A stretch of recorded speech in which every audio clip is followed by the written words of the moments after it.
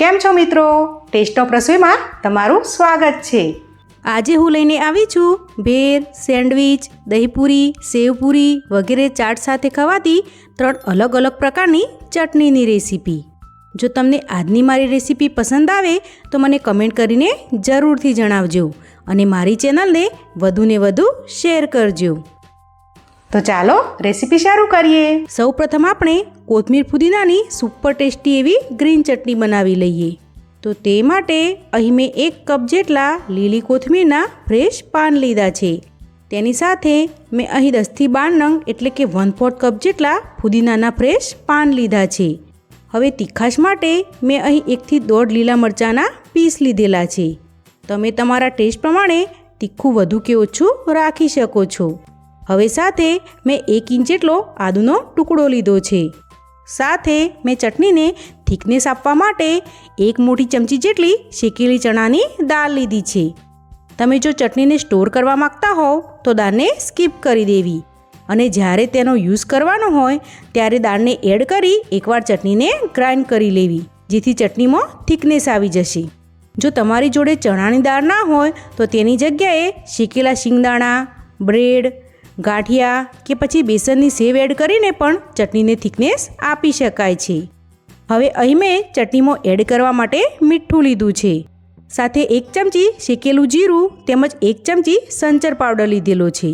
તમે અહીં સંચર પાવડરની જગ્યાએ ચાટ મસાલાનો પણ ઉપયોગ કરી શકો છો। હવે ચટણીનો કલર એકદમ સરસ ગ્રીન જળવાઈ રહે તે માટે આપણે તેમાં 1 ચમચી જેટલો લીંબુનો રસ એડ કરશું। તો ચાલો ફટાફટ ચટણી બનાવી લઈએ। હવે આ બધી જ વસ્તુને આપણે મિક્સર જારમાં એડ કરી દઈશું। તમને જો લસણનો ટેસ્ટ પસંદ હોય તો અહીં તમે 3 થી 4 કળી જેટલું લસણ પણ એડ કરી શકો છો અને જો ચટણી થોડી ખાટી મીઠી પસંદ હોય તો અડધી ચમચી જેટલી ખાંડ પણ એડ કરી શકો છો। મેં અહીં તેનો ઉપયોગ નથી કર્યો। ચટણી બનાવતી વખતે જો તમારી જોડે લીંબુનો રસ ના હોય તો તમે લીંબુના ફૂલ અથવા તો આમચૂર પાવડરનો ઉપયોગ કરીને પણ ચટણી બનાવી શકો છો। અહીં મેં બધી જ વસ્તુને મિક્સર જારમાં એડ કરી દીધી છે। તો હવે ચટણીને પીસતી વખતે બધી જ વસ્તુ સારી રીતે પીસાઈ જાય તેમજ મિક્સર જાર ગરમ થઈને ચટણીનો કલર બદલાઈ ન જાય તે માટે મેં અહીં 3 આઈસ ક્યુબ લીધા છે, જેને મિક્સર જારમાં એડ કરી બધી જ વસ્તુને સારી રીતે પીસી લઈશું। બધી જ વસ્તુ એકદમ સારી રીતે પીસાઈને આપણી ગ્રીન ચટણી તૈયાર છે। તમે જોઈ શકો છો કે આઈસ ક્યુબ એડ કરવાથી તેનો કલર એકદમ સરસ ગ્રીન જળવાઈ રહ્યો છે। તો હવે આ ચટણીને આપણે કાઢી લઈએ। સેન્ડવિચ હોય, દહીંવડા હોય કે પછી ભેળ હોય, પરંતુ આ ચટણી વગર તો અધૂરા જ કહેવાય। હવે આપણે એકદમ સ્પાઇસી તેમજ ચટાકેદાર તેવી લસણની લાલ ચટણી બનાવી લઈએ। તો તે માટે મેં અહીં 10 થી 12 નંગ જેટલા સૂકા લાલ મરચાં લીધા છે। આ મરચાંનો દીટિયા તેમજ બીજનો ભાગ કાઢીને મેં તેને ગરમ પાણીમાં અડધો કલાક માટે પલાળી દીધા હતા। જો તમારી જોડે સમય ના હોય તો 10 મિનિટ માટે પાણીમાં આ મરચાંને ઉકાળી લેવા। સાથે મેં 10 થી 12 નંગ જેટલી લસણની કળી લીધી છે। સાથે અડધું લીંબુ, સ્વાદ પ્રમાણે મીઠું તેમજ 1 ચમચી શેકેલું જીરું લીધું છે। તો હવે ચટણી બનાવવા મરચાંને પાણીથી અલગ કરી મિક્સર જારમાં એડ કરી દઈશું। અહીં તમે સૂકા મરચાંની જગ્યાએ લાલ મરચું પાવડરનો પણ ઉપયોગ કરી શકો છો। હવે લસણની કળી તેમાં એડ કરી દઈશું। લસણનું પ્રમાણ તમે તમારા ટેસ્ટ પ્રમાણે વધુ કે ઓછું રાખી શકો છો। હવે તેમાં શેકેલું જીરું એડ કરી દઈશું। અહીં જીરું એડ કરવું ટોટલી ઓપ્શનલ છે, પરંતુ જીરું એડ કરવાથી લસણની ચટણીનો સ્વાદ ખૂબ જ વધી જાય છે। હવે સ્વાદ પ્રમાણે મીઠું તેમજ 1 ચમચી જેટલો લીંબુનો રસ એડ કરી દઈશું અને બધી જ વસ્તુને એકદમ સરસ પીસી લઈશું। તો બધી જ વસ્તુ પીસાઈને આપની એકદમ સરસ ચટાકેદાર એવી લસણની ચટણી તૈયાર છે। તો હવે આ લસણની ચટણીને બાઉલમાં એડ કરી દઈએ। તો દાબેલી, વડાપાવ, રોટલા કે પછી રોટલી સાથે ખાઈ શકાય તેવી આપણી આ ચટાકેદાર લસણની ચટણી ઘરે ચોક્કસથી ટ્રાય કરજો।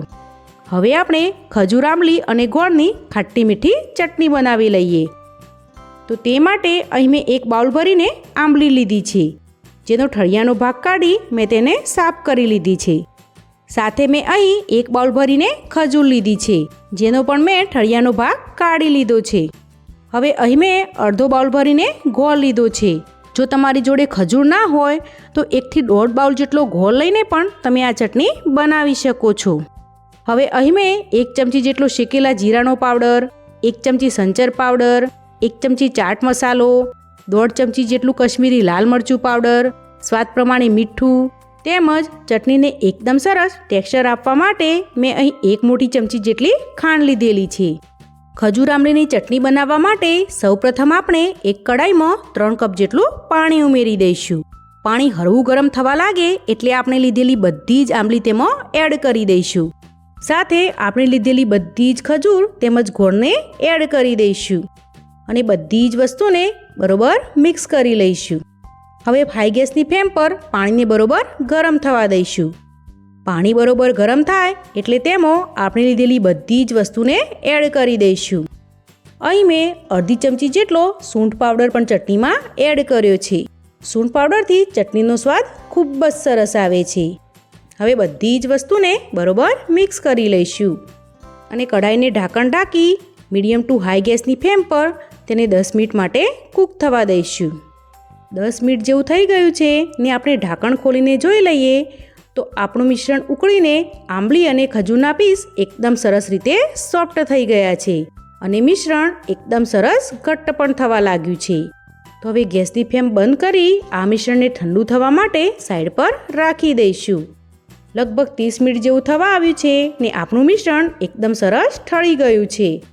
તો હવે આ મિશ્રણને આપણે આ રીતની ગળણીમાં એડ કરી તેને સારી રીતે ગાળી લઈશું. તમારી જોડે આ રીતની ગળણી ના હોય તો તમે લોટ ચારવાની ચાળણીનો ઉપયોગ પણ અહીં કરી શકો છો. આપણું બધું જ મિશ્રણ એકદમ સારી રીતે ગળાઈ ગયું છે. તમે જોઈ શકો છો કે એકદમ સરળ રીતે આપણી ખજૂર આમલી અને ગોળની ચટણી તૈયાર થઈ ગઈ છે. દહીંપૂરી, સેવપૂરી, દહીંવડા કે પછી ભેળના સ્વાદને ચટપટું બનાવતી આ ચટણી સ્વાદમાં ખૂબ જ ટેસ્ટી લાગે છે.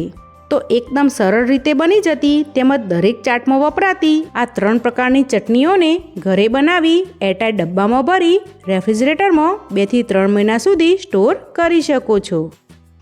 જો તમને આજની મારી રેસીપી પસંદ આવી હોય તો મારી ચેનલને લાઈક અને સબસ્ક્રાઈબ કરજો અને બેલ આઇકનને દબાવવાનું ભૂલતા નહીં. તો ફરી મળીશું કોઈ નવી રેસીપી સાથે. ત્યાં સુધી આવજો.